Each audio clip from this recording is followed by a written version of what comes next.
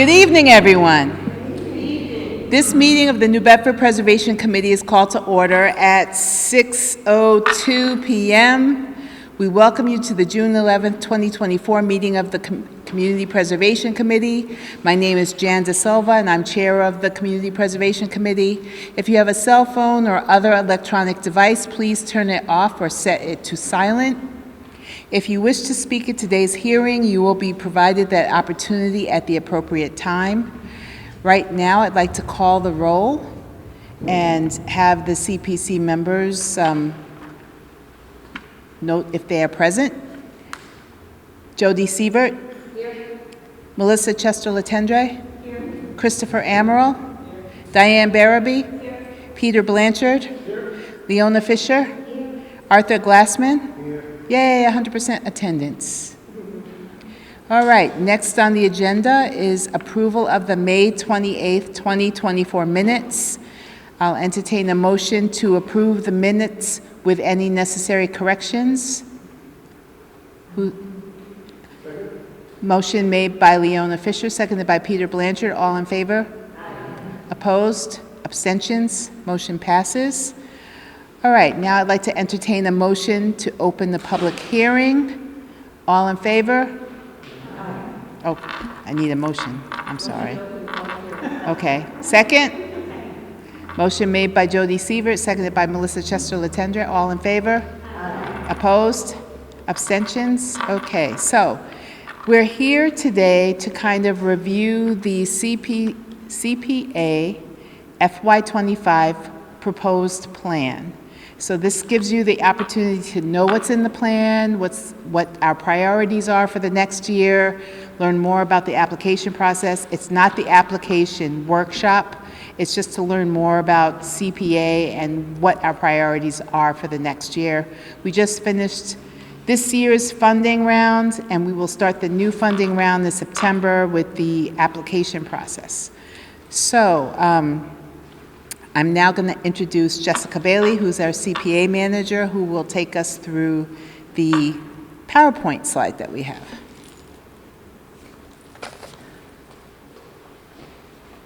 Hi, everyone. So I'm going to have to be loud because I think this microphone died and I do not have any batteries. My apologies. So as Jan said, I'm Jessica Bailey. I'm the Community Preservation Act manager, and tonight we're going to talk about the draft plan and for FY25. And really tonight is about public input. It's the start of the public input process, and that lasts until July 5th. And we encourage the public to give us input because that helps guide the CPC on an annual basis as to what seems to be a priority in the community, not only through the planning process that we do, but also from the general public. So I'd like to start with just a quick overview of CPA. It's been around for 24 years in Massachusetts, and since 2014, it has been part of New Bedford. The voters voted back in November 2014, adopted it, and we joined now, which is now one of 196 communities across the Commonwealth that participate in CPA. As part of the CPA process, each community has to have a CPC. You met the members when they did the roll. They represent both those 5 boards and commissions, but also we have 3 public representatives. This year, we have 1 vacant position that is appointed by the mayor. What this does is allows the CPC to have the different voices and different goals and priorities from these different boards and commissions that all blend together into the CPA plan. Because one of their main responsibilities is not only to review the applications and to make the recommendations, but also to create the plan. And the plan is not only what the goals, priorities, and needs of the community are for each of the different CPA categories, it's also the actual process. So within the plan is the application instructions, the eligibility determination form, and the application itself, how the CPC looks at each of these projects and scores them based on how they meet the primary and secondary criteria and also the category criteria. In addition to that, they create an annual budget that we just submitted to the city council the last week or so. It's going to be before city council on Thursday, which will then be referred to finance committee. And then the start of the process that Jan mentioned is the September application workshop. It's the technical application workshop, tentatively scheduled for September 5th. And that's the kickoff for the application cycle. And that's the day where we come together back here and I discuss the application process and how an organization or a community member can apply for CPA funding.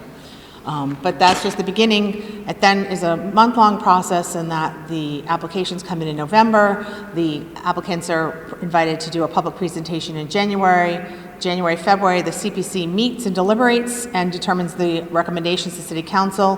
Those are typically submitted in March, with the City Council then referring them to Finance Committee. This year, they referred them to Finance, and it was discussed in April with the final vote, which is necessary by the City Council, on May 7th. And they awarded, as Jan said, 21 projects received $2.2 million in awards this year. We anticipate this year's budget will probably be between 1.5 and 1.8 million, and that is due to the fact that home sales have slowed and the surcharge is funded through a fee at the registry. That's what funds the state match. So talking about state match, there's two sources of funding for CPA. One is the 1.5% surcharge that is on the value of properties above the first 100,000, and the other half is the state match. In the last 7 years, we've collected just over $8.7 million in surcharge and received just over $2.1 million in matching funds. The surcharge is calculated, I'm going to show you, this example is based on an average single-family home in New Bedford. And you can see how it runs through the numbers with the value minus 1,000, what's the taxable calculation. It comes out to approximately $46.26 a year, which is about $11.55 a quarter, which is a small investment that turns into just over $12 million in leveraged funding. That $12 million is in addition to the $10.3 that the CPC has received in surcharge and state match. So another $12 million has come into the community for these projects that were awarded CPA funds. And they get that through a variety of ways. It's because they were matching, using the CPA as a match. They were showing that they had a local support. The project was able to move forward because it has CPA funding. So there's a number of ways how the leveraging can be defined. As reported to the CPC, the projects that have been completed have reported over, like I said, over $12 million. So I want to talk a little bit about what's an eligible project, because tonight, like I said, the CPC is looking for public input. And it's good for the public to know what can be used, what CPA money can be used for. This is the Department of Revenue chart, which I love because it has the action words over here and then the categories across. So you can ask yourself, does my project create open space? Yes, then it's probably eligible. I mean, this is a very basic how to define eligibility. There's a lot more layers, but it's a really good chart for any organization or individual who's looking to apply for CPA funding. So the CPA plan. The plan does so much more than just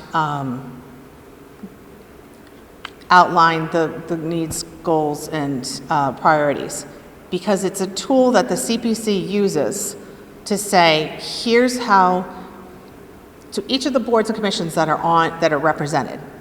They go through their own public process. They have their own planning documents. They have done their own research and studies that have a public process. So then we take that and bring it into the plan, and then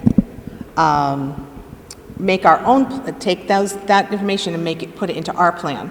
So it's transparent at every level, and puts it all together so that we can look at applications and say, does this fall within the goals, the needs, and the priorities that the city has right now?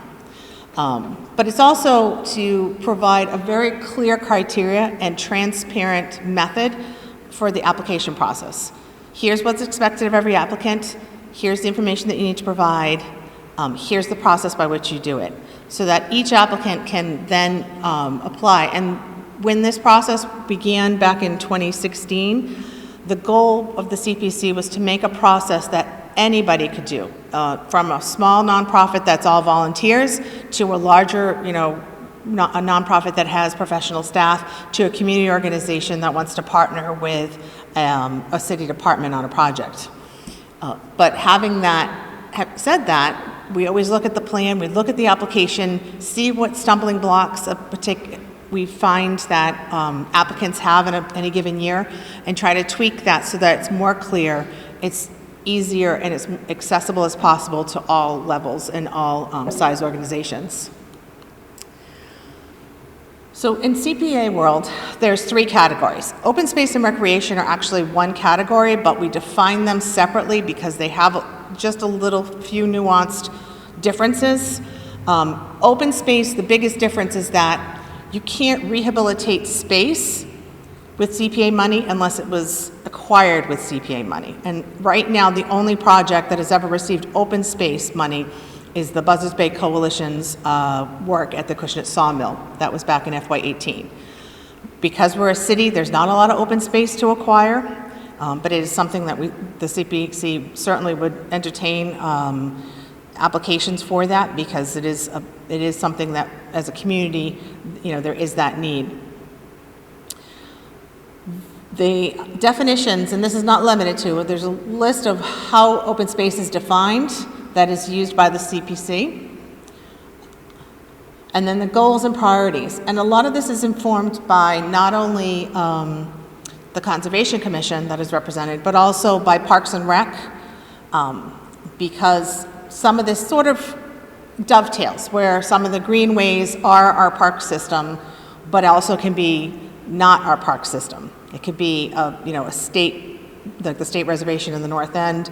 So it's a variety of different goals and priorities, and not all of these that you see here are eligible under CPA, but could potentially benefit from a CPA project. Like, it could check this box, but that's not the primary reason that a project would be approved, because it's not eligible, but it could potentially protect the watershed, but that wasn't the primary goal.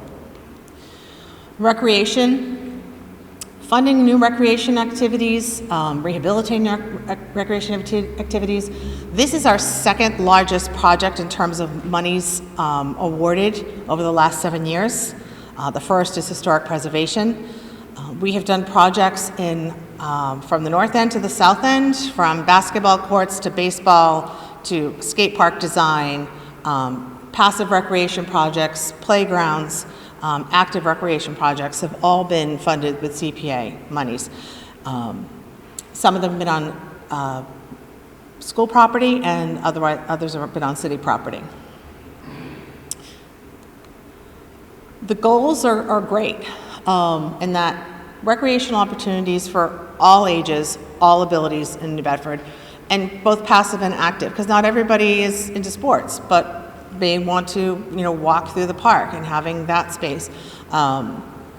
Also connecting the green spaces.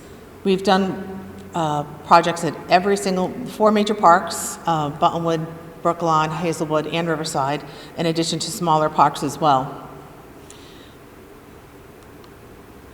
And then historic resources. As you can imagine, because we're a historic city, we have a lot of historic resources projects. The interesting thing about this is that there are some times when historic resources also, these projects could also check another box. We've had a number of projects that are coming in as historic resources, but have an affordable housing component. We've had about $2.2 million in projects that have been funded out of that 10 plus that are historic resources, but have an affordable housing component. Back in 2018, we didn't receive one affordable housing, community housing project application. Every year since, we've received more of them. And as it's become more apparent that the need for affordable housing, community housing is becoming a crisis in some ways. So, historic resources. There's a number of them, like I said, and we've done everything from adaptive reuse, like the First Baptist Church, the Strand, Capitol Theater, to preservation, like the Whaling Museum, the Schooner Ernestina. That George Washington actually was restored using CPA funding.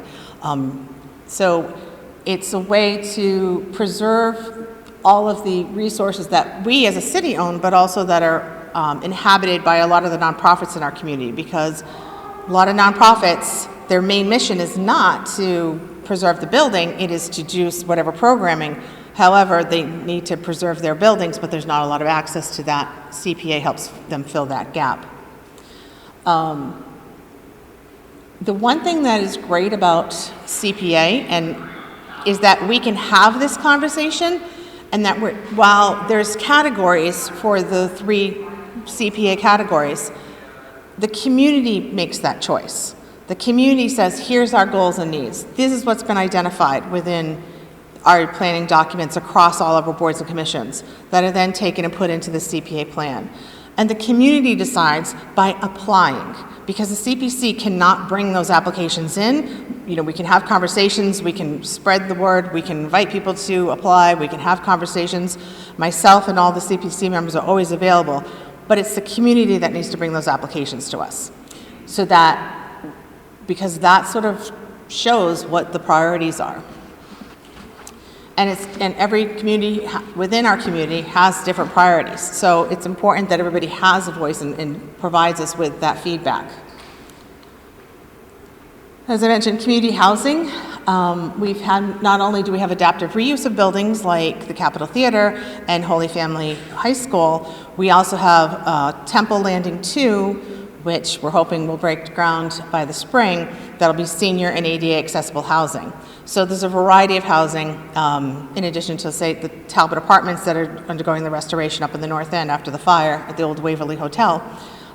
So community housing, as you can see, the definition of it, and how CPA defines it. A lot of the community housing that applications that CPC receives are receiving funding from other sources. Home funds or other affordable housing sources. For a number of them, they will ask if they have local support. And if you're a CPA community, they will ask if you have funding coming in from CPA, so that they can see that that local support exists. And again, not all of these goals and priorities are eligible, but in some ways CPA helps us as a community meet some of these goals and priorities, even though they're not eligible under the category. And so we want to hear from you. So the draft plan is on the website. It'll be up until July 5th, and it allows everybody to take a look at it, see what the goals and priorities are, look at the application, and all the information that's in there. If you have questions about it, that something doesn't seem clear, please let us know, because we want to make sure the document and the application process is as clear as possible for everyone. If you have a project idea, please let us know, because a lot of the times I will connect those that have a project idea with especially if it's on city property, with the appropriate city department, because the city departments have to be the lead on any projects that happens on city property. If it's a project that you think that would be interesting or needs help with the funding, the Carney Academy Playground, we heard through the grapevine that they were fundraising, and Leona reached out to the committee and said, hi, you really should apply for CPA funds. So, we hear about those projects through the grapevine, and we reach out and say, did you know that you could possibly apply? You might be eligible. So if you have an idea or you have an organization that you work with or know of that might be eligible, have them call me so I can have a conversation with them and help guide them as whether or not this is possible. I get a lot of phone calls from the churches.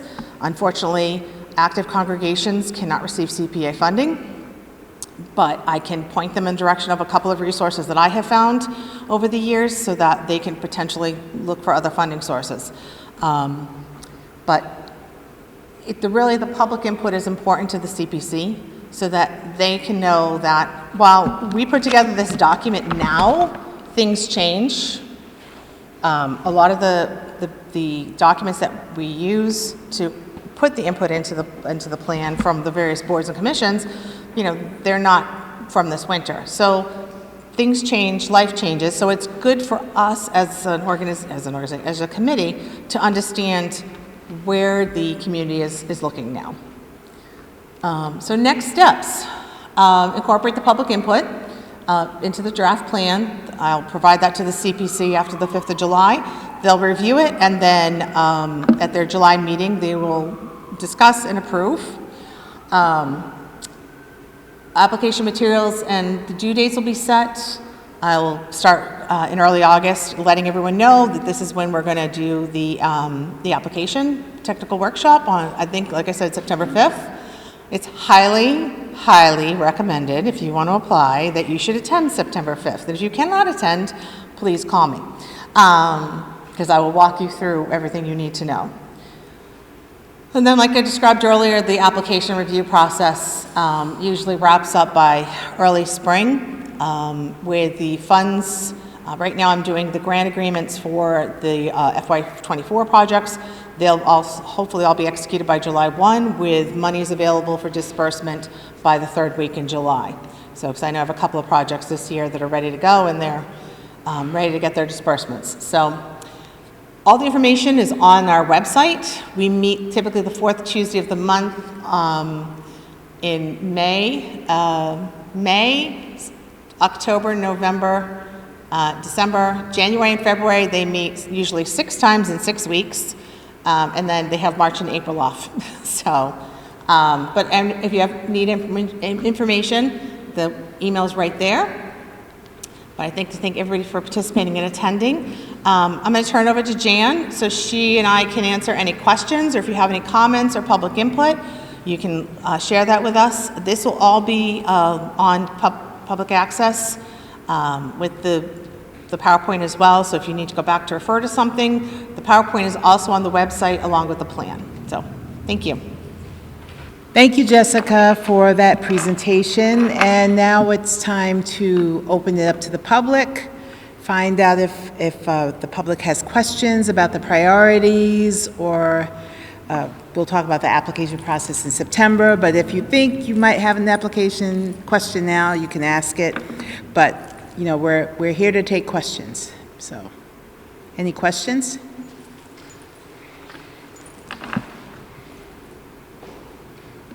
Hi, my name is Greg Soroy. Jessica, you mentioned Buzzards Bay Coalition. What property controlled by the Buzzards Bay Coalition is eligible for their funds? It's the Christian song property. Wait. Sorry, Dan. So the property that the Buzzards Bay Coalition purchased is the area that's across in the New Bedford town, on the Bedford side. It's the community garden, parking lot, open area that's across the street from the Cushit Sawmill property. And that was acquired, and they have a conservation restriction on that in perpetuity.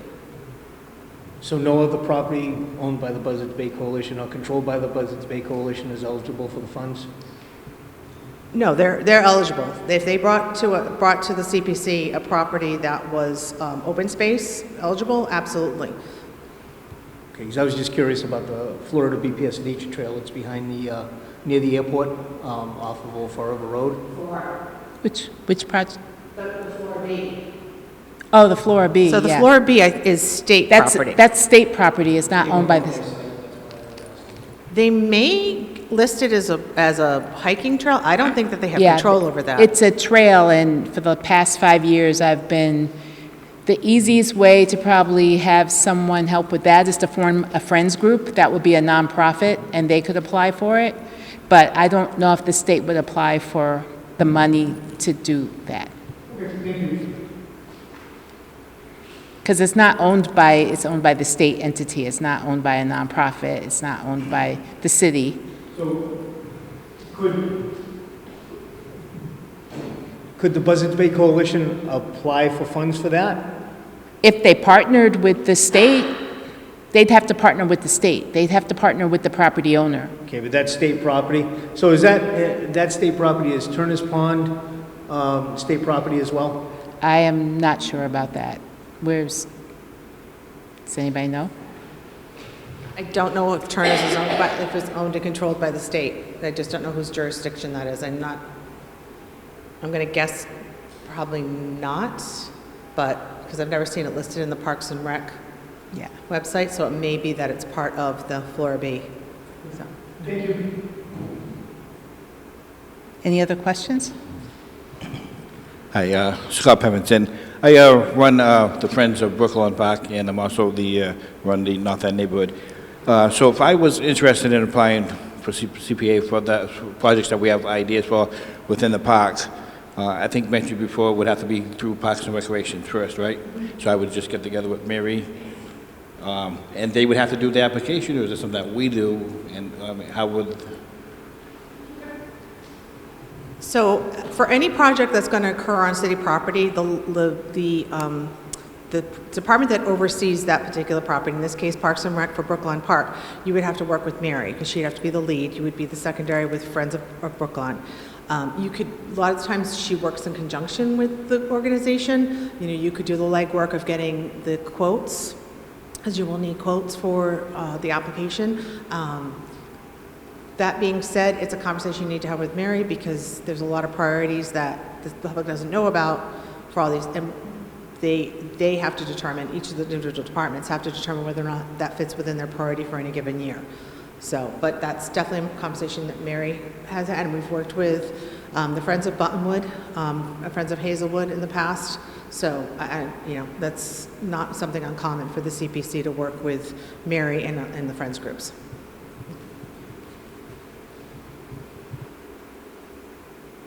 Other questions? Okay. I know it's on the website, and I should probably know this, but can you give us a scope of maybe 3 projects that are for the upcoming year that these funds have been made available for?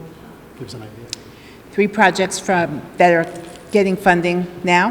Yeah, like the upcoming year, like what 3 examples of what this would be? Okay, so one would be the Talbot Apartments in the North End. They had a fire, and so the, who's the Catholic? CABA. Community Action for Better Housing. Right, they came in and did an application, so we provided funding for that restoration. Or it's only a portion of it. We may not be able to provide 100% of the funding for any of these projects. Another project would be update of the electrical grid at the Nathan and Polly Johnson House. So that's a nonprofit. They have knob and tube wiring from the late 1800s, and so they want to update it. And another project. The Strand Theater on Acushnet Avenue, that's owned by the Cape Verdean Association in New Bedford, and they're working on redoing that building, turning it into a cultural center. We had 21 projects that we awarded money to. Yeah, I think that's great. I wasn't expecting to say all 21. He said he wasn't expected to list all 21. I could list all 21, but I don't want to bore you. If you are interested in applying in the fall, all the applications from last year are listed still on the CPC website. You go in the top, there's a drop down, click on applications, and it'll take you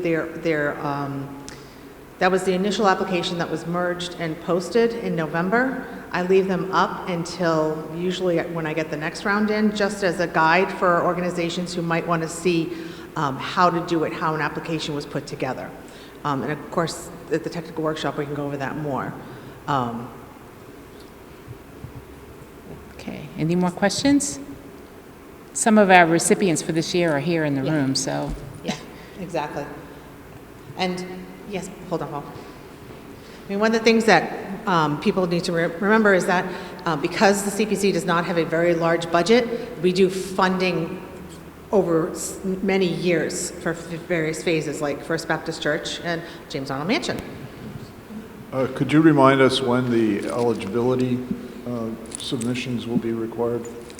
I think it's I the assume end of, that's going to happen this the end of September, right? Tentatively for this year, until the CPC approves the plan, the tentative date is September 5th for the technical workshop, which is a Thursday evening here. It's the Thursday after Labor Day.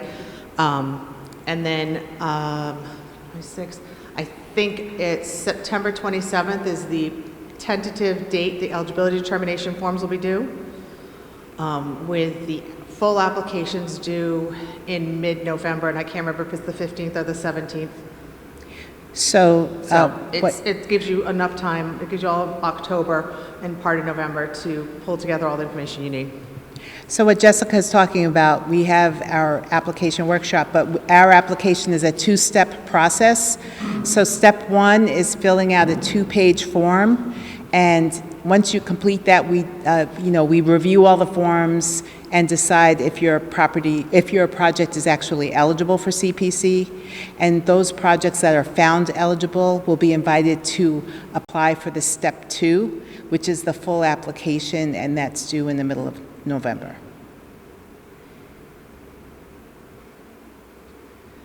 Does anyone have any other questions or project ideas? Questions about the plan? I know we throw a lot at you. Oh, and if you didn't sign in to join our email list, there is a sign-in board over on the table. Hi, I'm just wondering if I didn't see any changes to the historic resources section for priorities. Are there changes made to the plan on a yearly basis? It's not mandatory. Yeah. Yeah, No, so- and I would think it would make it harder for everybody if there were, so. Yeah. Okay, thank you. I mean, the Historical Commission made a few changes last year that had to do more about use of historic resources for housing, I believe, and that was our biggest change. I mean, typically, the goals that are coming from these documents are such long-term goals that there's not a lot of change, and they're fairly broad.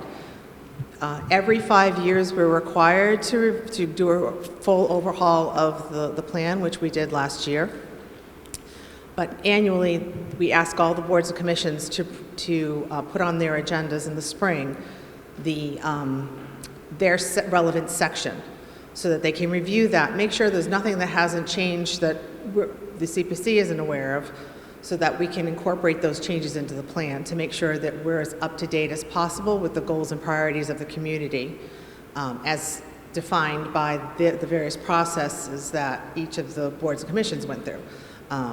But again, the fact that housing was one of the changes last year reflects the change from 2016 forward of how more focused the community has become on maintaining affordable housing and creating community housing, workforce housing in the city. So that was not a surprising change. In recognizing that historic resources can be used for affordable housing. And one thing, a lot of these, all the boards also are impacted by the city because, as Jessica said, each department, Parks and Rec, does a master plan for their parks. The state does a historic preservation plan, which we would look at. The city does a master plan, so all of those plans are not updated every year. So we take generally what's out of that, and then we incorporate that into our board plans, and then that's incorporated into the CPC plan. Any other questions? Did you say what the total budget was for the upcoming cycle for CPA this year? So as I mentioned, this year we had $2.2 million, which was a lot of money, more than they typically have. This year, it's going to be probably between 1.5 and 1.8 million. We're required to do our reporting to the Department of Revenue in the fall, and that's when I'll have my firm numbers. So by November, we'll have a sense of how much has been requested and how much that they'll have based on those reports. For those of you who are new, every single year, the gap is large. The smallest gap the CPC has ever faced between what was asked for and what they had to award was $250,000. There's been years when it's been $1 million. So keep that in mind when you're thinking about projects. Keep it also in mind that for our community, we face phased projects like a First Baptist, Strand, Capitol Theater, where these are long-term ongoing projects that are pulling together funding from various sources, and we come in because for this phase they need a little bit more, so they come to CPC to ask for that particular phase. So don't be discouraged if you can't get a full amount, because it's common, and know that it's not going to be counted against you if you come back for another bite of the apple, if you will, because they recognize that they can't provide you with all the funding, and you can get funding from other sources as well, and it's more like a quilt for funding at this point, especially for historic preservation projects. There's so many different sources, but there's so many people asking that it's very unusual to get the full ask to get your project all the way forward. So, and then of course there's always unexpected surprises when the Capitol Theater had to do asbestos remediation that they weren't anticipating. So, you know, budgets change because of unexpected surprises, especially when you do historic preservation. You had another one? I don't have a project in mind, but say I had a project for some outdoor space and the committee awarded a certain amount of money, but I needed twice that much. Can you park it and build on it the next year and hope you'll get more funding? I don't know if I was clear. Like, say I have a project that's, I'm not making numbers up. No, it have to be dispersed in the year that you're approved. Well, open space, you have to use the money to purchase the site. So if you, No, I'm sorry, I get that. So maybe not purchasing the space, but if I had a project that, I'm making numbers up, it costs $200,000, but the CPC awards 100. Can you hope that you get 100 the next year and bank that 100 and not move forward? Does that make sense? Like, can you put the funding on hold I for a think year? I think it depends on what kind of project you're doing. That works well with historic preservation projects. I don't know if it would work well with an open space, because you have to have if you use CPA money, you have to purchase it. So that would mean you're asking the person you're purchasing it from to wait a year while you get other funding to purchase it. No, yeah, I guess that makes sense. So I guess more, I was thinking more, like you guys mentioned, playgrounds or whatever. If you had a program that you wanted to do that was going to cost more than you were awarded, you can't really just hold on to the budget until you have enough money. No, to because disperse every it. project has to be standalone, even if you're applying for more than 1 year. Like, say you have a historic building, the first year you might do the roof, the second year you might do the exterior facade, the third year you might do some sort of foundation work. So you're building on it as you go along. That's kind of hard with the other projects. Even the Temple Landing, that was a multi-million-dollar project, and we've only given them like $375,000. They came back multiple years, but we only have to give them some funding to show that we support it. We're not going to fund them up to the $11 million. Yeah, that makes sense. Thank you. Okay. Any more questions? Okay. I think the only thing I would like to say is that I am the resource for the community. So if there's a project that comes up, if you have questions, you can email me, you can call me in the office. I do try to respond within 24 hours to questions so that you can move a project forward. I'm happy to meet with organizations to flesh out how to apply, what you should be applying for, the process to do it. I'm happy to do that. So, and you know, any of the CPC members as well are willing to meet and to talk about CPA and how it's been impacting the community, how it can help your organization. I think we just need to close the public. Entertain a motion to close the public hearing. Motion made by Peter Blanchard, seconded by Melissa Chester-Latendra. All in favor? Aye. Opposed? Abstentions? Okay, thank you. And so this concludes the opportunity for the public to comment at this hearing. Additional comments can be submitted until Friday, July 5th at CPA. You can send your comments to cpa@newbedford-ma.gov. And so please send your comments at that point. So now I'm going to ask if there's any old business that needs to be discussed from the board. I don't believe there is. So I've reached out to all the open projects, notified all of those that received their term extensions at the last meeting that they have that. Those have all been executed. I think that we'll end up with 17 projects rolling into next year in addition to the 21. But I anticipate that a good majority of those will close between now and the end of the calendar year, so we won't have that many for the entire year. A number of them, there's some delays because of vendor delays, weather delays, but I anticipate that the majority of those will be closed, which is fantastic. Okay. All right, so and there's no new business. So I'll entertain a motion to adjourn the meeting. Motion made by Jody Sievert, seconded by Arthur Glassman. All in favor? Aye. Opposed? Abstentions? Okay, meeting is adjourned. Thank you, everyone, for coming.